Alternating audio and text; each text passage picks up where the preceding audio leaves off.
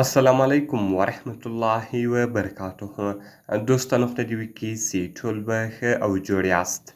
دوستانو که چیرې ستاسو د موبایل بیټرۍ زیاته ګرمیږي او دغه رقم ستاسو موبایل زیات ګرمیږي او ستاسو موبایل زیات چارج خوري، نو په دغه ویډیو کې به زه تاسو ته یو داسې طریقه در وښیم چې ستاسو به دغه ټول مشکلات ورسره حل سي.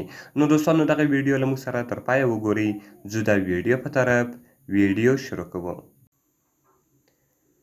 نو دوستانو که چیرې تاسو ویډیو لایک کړی نه وي، مهرباني د سره وکړئ زموږ ویډیو لایک کړئ او د هغه رقم یې له خپل ملګرو سره شیر کړئ. او که چیرې تاسو زموږ چینل نه یو سبسکرایب کړی نو مهرباني سره وکړئ په دا سور سبسکرایب بټن باندې کلیک وکړئ، زموږ چینل در سره سبسکرایب کړئ او د هغه رقم ورسره په دغه ګنټۍ نشان باندې لازمي کلیک وکړئ چې تر څو زموږ هره نوې ویډیو تر تاسو پورې اول در ورسیږي.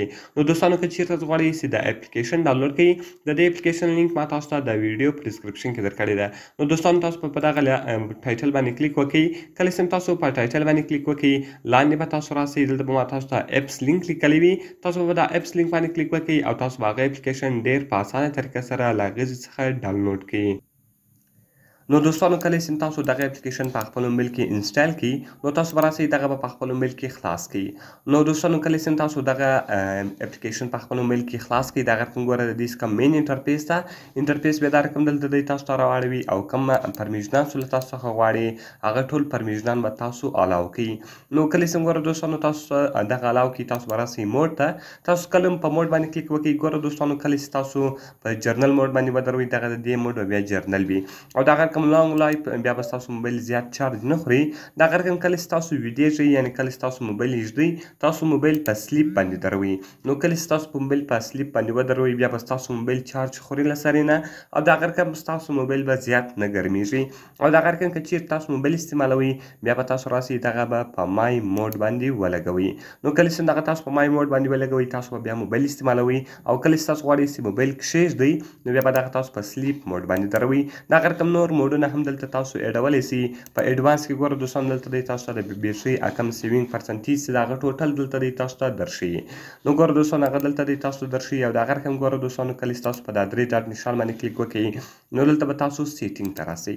نو کله چې ګوره دوستانو تاسو سیټینګ ته راسئ، د هغه رقم نوټیفیکیشن دغه اپشن به تاسو اون کړئ او د هغه رقم چارجینګ بوسټ کله چې تاسو غواړئ چې موبایل چارج ته وتړئ، دغه اپشن تاسو اونوئ، بیا به ستاسو موبایل یعنې زر ډکیږي، ستاسو موبایل به زر چارج اخلي، نو ډېر زر به ستاسو موبایل ډکیږي. او دغه رقم دوستانو لو پاور نوټیفیکیشن کله چې تاسو دغه اپشن تاسو اون کړئ په خپل موبایل کې، بیا کله چې تاسو د موبایل یعنې پرسنټیج کم سي، نو دغه به تاسو په خپل موبایل کې اون کړئ، بیا به تاسو ته نوټیفیکیشن راځي چې ستاسو په موبایل کې 2% چارج ده.